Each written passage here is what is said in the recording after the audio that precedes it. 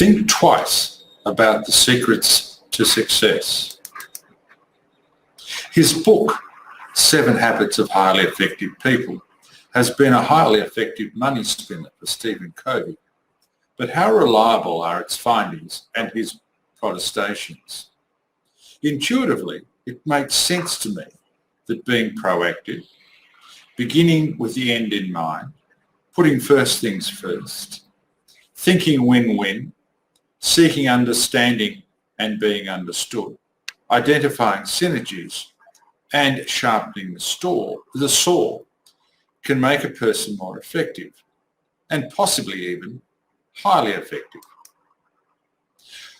But as I've demonstrated in a number of these videos, intuition is of limited value in understanding human behaviour. And I wonder if the evidence offered by Covey in his book substantiates the proposition that the 7 habits he highlights are the keys to being highly effective. Indeed, there is a strong argument that Covey, in preparing his book, has allowed the survivor bias to drive conclusions that he would struggle to justify using formal research. So what's the survivor bias? The survivor bias involves concentrating on the people or things that made it past a selection process and then overlooking those people or things that did not.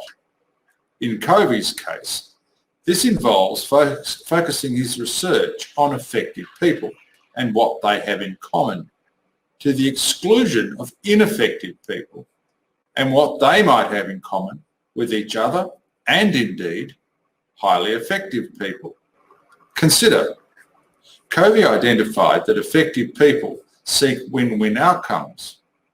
What if seeking a win-win outcome is equally common amongst ineffective people? Then it is no longer a differentiator. What if there is little difference between effective and ineffective people on any of Covey's 7 habits? What if all of the habits are common for both effective and ineffective people? To be certain that he has identified habits that are unique to highly effective people, Covey needed to study both effective and ineffective people and then identify the differences. Focusing just on the commonalities amongst effective people opens the door to the survivor bias, an all too common bias.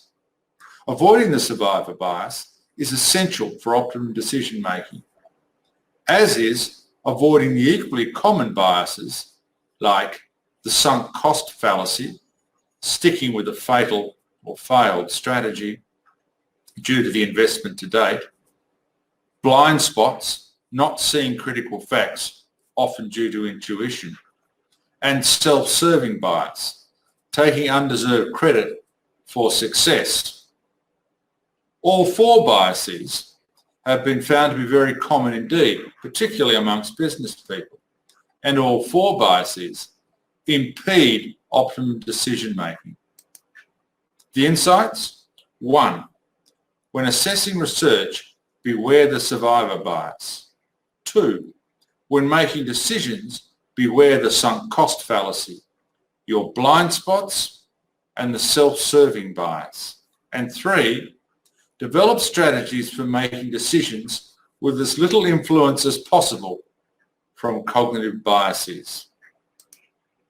To find out more, visit www.djohncarlsonesq.com.